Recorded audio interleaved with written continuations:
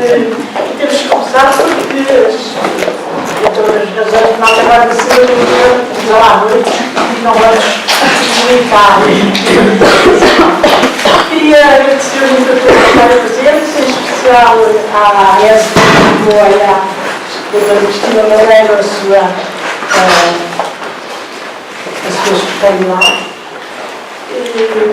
Como sabem, está muita gente aqui, não sei se conhecem sequer os seus trabalhos, nós temos um grupo completamente informal, não temos chefe, não temos coisa nenhuma, temos uma página, às vezes duas, no JL, é o caso, quem se quer a educação da educação, estes contributos no JL, temos um site, um blog, no Facebook, e a América o eixo principal é quem grava estas sessões, se autorizar, se não é que se grava estas sessões e foi tudo no Facebook. Então, o título da tertulia de hoje é Efeitos Adultos, como já sabem. Este título é propositadamente um bocadinho mais vasto e um bocadinho mais vago e andante do que é feita a educação de adultos, porque dessa nós sabemos muito bem o que é feito. Eu disse que o computador era para projetar este gráfico, que não temos internet, mas já toda a gente conhece este gráfico, penso eu, que é o próprio Ministério da Educação, em que mostra muito bem. As quatro pessoas que estão atrás. A fluxo de 2009, este grande pico, e depois por aqui abaixo até 2013. São os últimos dados. Portanto, nós sabemos muito bem o que é feita a educação de adultos. Sabemos que houve claramente uma interrupção, houve um processo, alguns dirão mesmo que houve uma destruição, mas sabemos também que agora é necessário, nós nas intervenções pedagógicas já fizemos uma outra discussão sobre a educação de adultos e nessa altura foram apresentados vários dados sobre os quais, por exemplo, o facto de haver 2.400.000 habitantes com todas as universidades. E houve alguém nessa disputa, que João Carlinhos, se não me engano, disse que a educação de adultos é a mãe de todas as guerras, é aquilo que é prioridade das prioridades. Também referi que houve um grupo de economistas e educadores, formado pela doutora Manuela Silva e pela doutora Margarida Chagas Gomes, também coordenou, que esteve este ano a estudar uma série de grupos de trabalho sobre o estado da educação, chamou Pensar a Educação em Portugal 2015, e também tem um trabalho sobre a educação de adultos, que aliás fizeram parte da autoria desse trabalho dos oradores de hoje, o Alberto do Canário, e nesse trabalho também se mostra, também tem aqui os gráficos dos tais que se podia projetar, mas que se vê, porque não somos assim uma sala tão grande como isso, e que é sobre, por exemplo, a percentagem da população que completou pelo menos o nível secundário da educação, 12º ano, no grupo de idades 25 a 64, na União Europeia há 27 e em Portugal. Pronto, como de costume, é uma grande diferença, são 40% de diferença, e vê-se como essa diferença, em ambos os casos, foi crescendo, mas a diferença quase que se manteve idêntica. Portanto, há um consenso sobre a necessidade de educação de adultos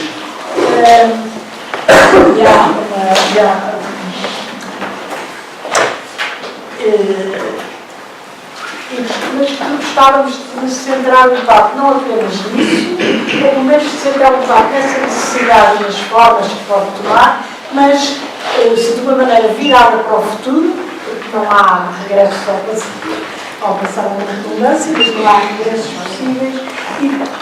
porque parece também que era muito importante perspectivar a educação de adultos enquadrá-la numa reflexão sobre o trabalho. E por isso é que tivemos esta iniciativa de pedir ao professor Manuel Carvalho da Silva que esse falar connosco também nessa perspectiva, enquanto que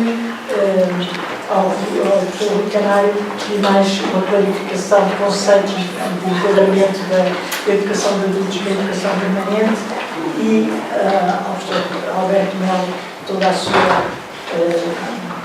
experiência de inspirar programas e de inspirar instituições ligadas à educação de adultos e virado para o futuro. Temos por isso connosco três grandes especialistas destas matérias, ou matérias afins, e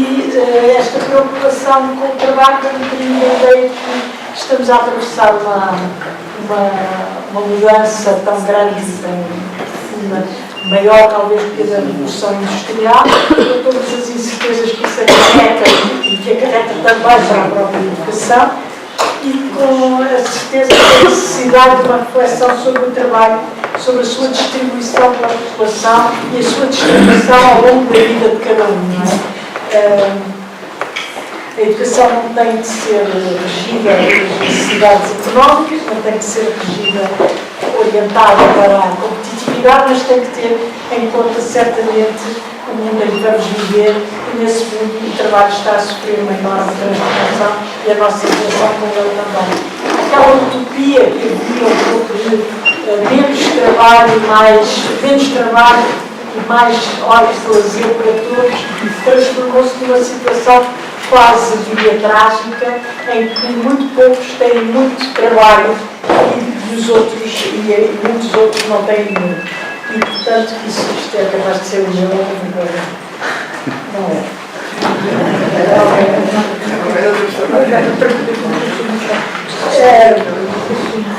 E temos, por um lado, os chamados burnout, não é? Que se cansam de trabalho imenso de manhã à noite, não veem a família, as crianças estão metidas nas escolas, estão quase 12 horas nas escolas, e por outro lado, os tais nem trabalham, mas estudam, enviam, e que será com certeza um bom caldo de cultura para. Outro dia estava no ar, eu já tive a frase, mas outro dia estive numa sessão no São Barreto, na Maria, sobre a alteridade, os problemas da alteridade, e em que várias pessoas sugeriram usar os pilotos como metáforas, o piloto da lufthansa, que não é lufthansa, mas é como se fosse, como um burnout que não é adulto, não é? Uma pessoa, o que é ser adulto hoje em dia?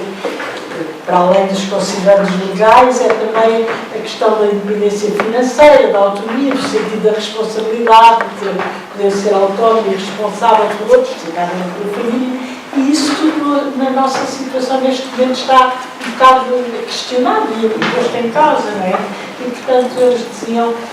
usavam a metáfora do piloto como alguém que já não é adulto, que deixou de ser adulto e que está... como exemplo da situação do excesso de trabalho que está a provocar desequilíbrios muito graves. E, por outro lado, houve também ver referir-se os outros pilotos, soi-disant, jihadistas e outras situações desse tipo, em que seriam, que as pessoas se interrogavam como é que é possível que seja na Europa, nos países mais ricos, que estejam a sair essas pessoas capazes das malfeitorias que temos visto. E, portanto, cria-se um pouco essa ideia de que está-se a criar nas nossas sociedades um caldo de cultura que permite esse tipo de civilização, esse tipo de reações. E, portanto, pronto, isto agora estou um bocadinho à problemática imediata, mas para perceber um bocado quais foram as preocupações e como me parece que a educação de adultos tem que ser um bocado...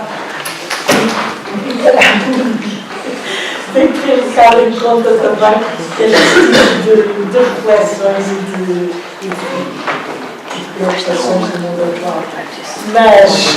pedir a cada um dos intervenientes, que já todos conhecem, mas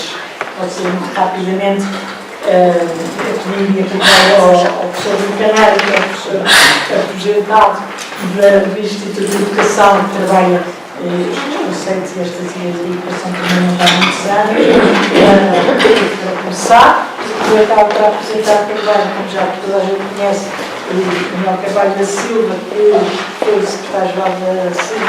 durante, não sei dizer, anos, mas não muitos, 25, e que, entretanto, é também professor de caráter lusófono, é investigador no SES, está convertido aos estudos. Não há conversão. Não, continua a combinar a ação desse conhecimento. E depois o professor Alberto Melo, também toda a gente conhece, é professor aposentado da Universidade do Algarve, também, além disso, fundador da INLOC, a Associação de Desenvolvimento Local, dirigente da ACC, da Associação Portuguesa de Educação de Adultos, e foi um grande investigador na sessão da ANEFA e dos centros RBCC. E, portanto, pedia a cada um deles é que pediram, falavam um pouquinho e depois ouviam e reagiam. Para ser uma discussão, era por isso que eu tinha pensado dispersar um bocadinho os oradores para mim, mas isso ia prejudicar o trabalho da Margarida e o nosso visionamento futuro e, portanto, tivemos que ficar muito concentrados. Começava Então, muito boa tarde a todos. Eu vou fazer uma intervenção o mais curta possível, reduzir tópicos, uma vez que o objetivo aqui é introduzir ou animar uma discussão. E acho que estes tópicos que eu trago aqui, que são sobre a relação entre a educação de adultos e a educação permanente, são tópicos que podem contribuir para definir aquilo que eu considero que são os termos em que se deve colocar o debate. Embora isto possa parecer um pouco abstrato, depois no curso da conversa eu poderei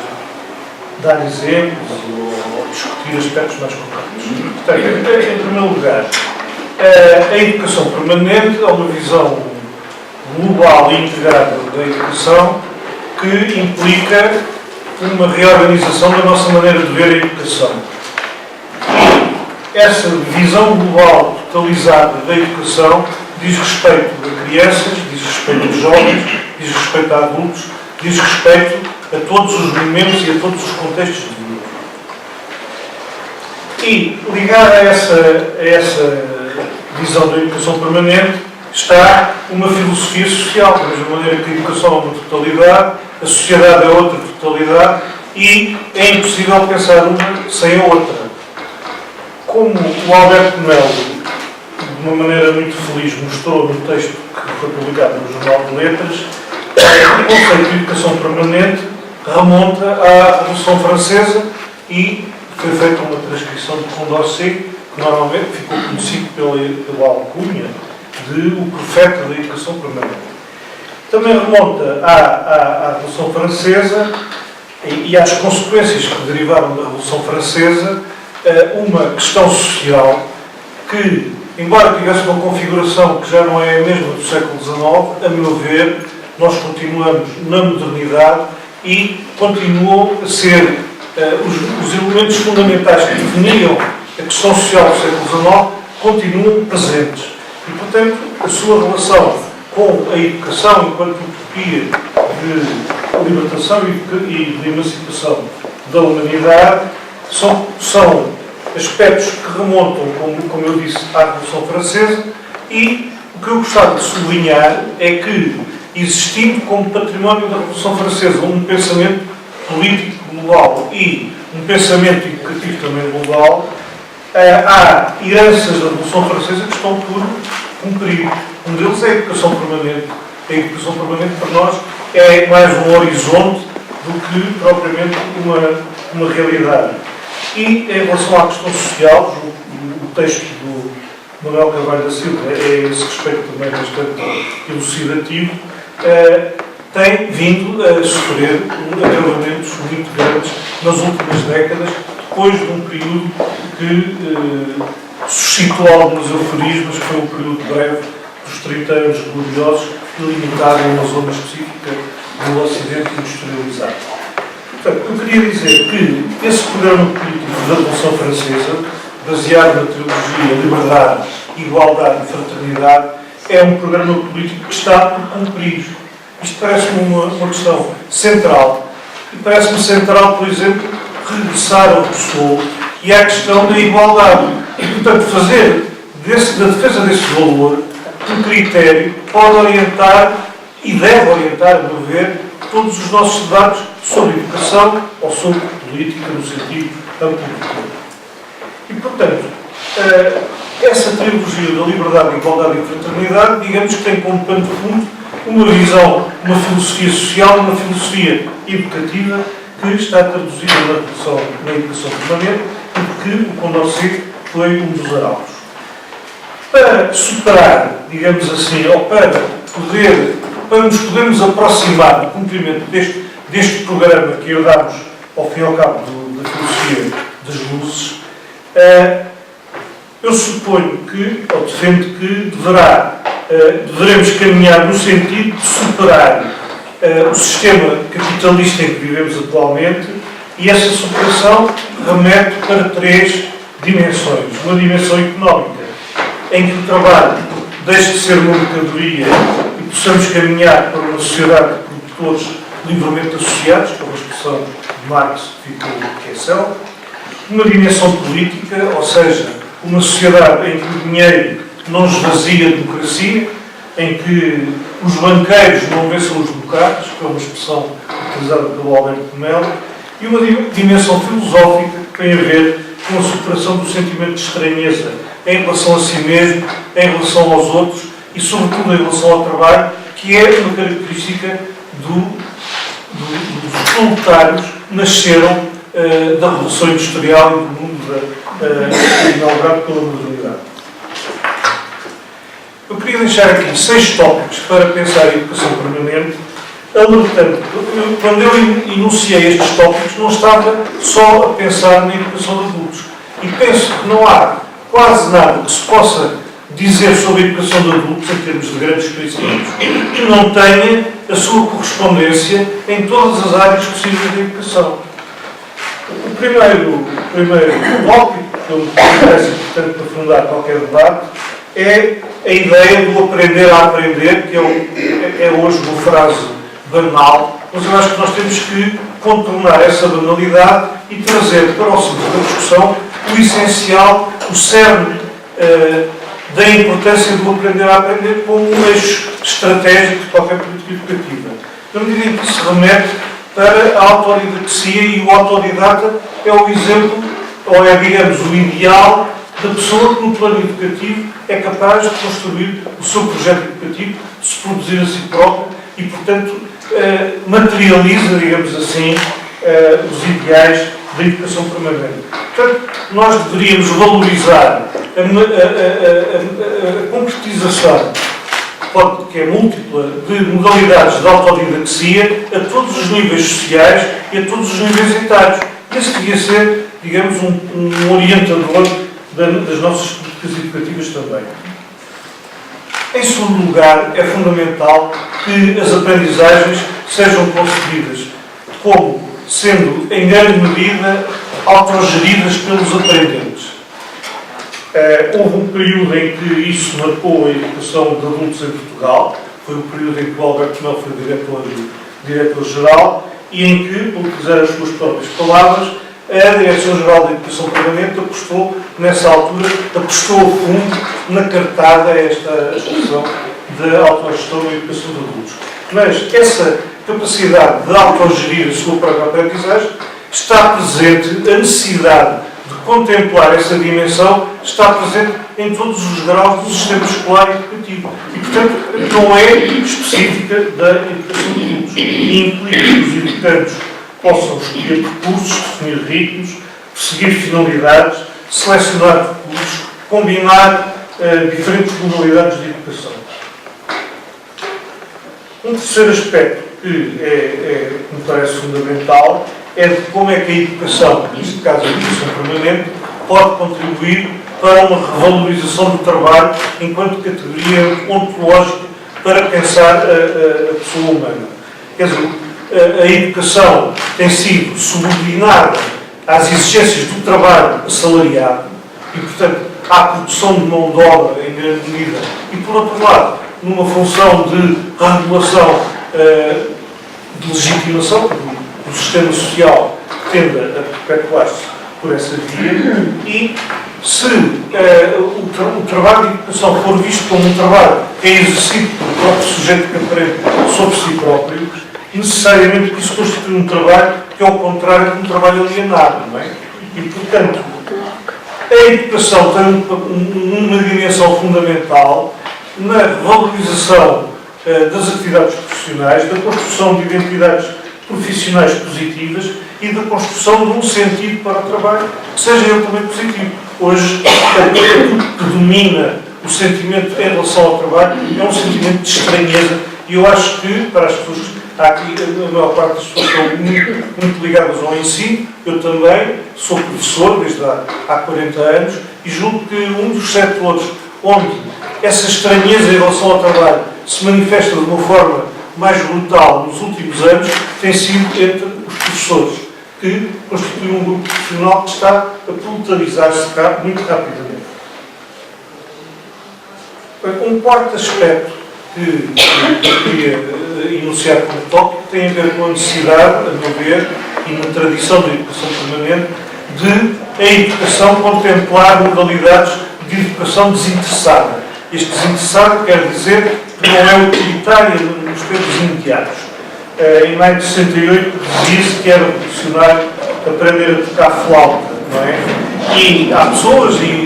operários que nessa altura frequentaram cursos de fotografia, um deles tornou-se um grande fotógrafo a nível europeu, que é o Morandi, e que esteve em Portugal, com quem nós podemos falar, e que fez a sua formação como fotógrafo num projeto de formação inserido nas 150 horas que os trabalhadores em Itália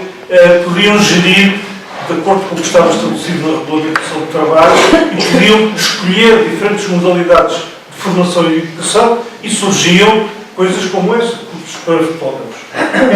Essa educação desinteressada está relacionada com a ideia que a Maria Emília aqui introduziu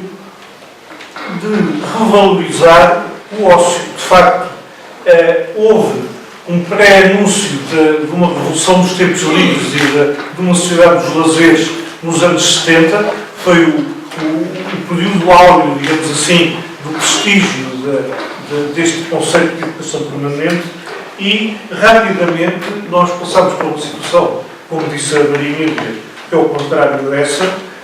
mas em que os tempos de não trabalho aumentaram, não são vividos como momentos de ócio, são aquelas variadas formas encapotadas de desemprego em que as pessoas estão, que não podem realizar-se nem pelo trabalho, nem por nenhuma outra expressão criativa. Portanto,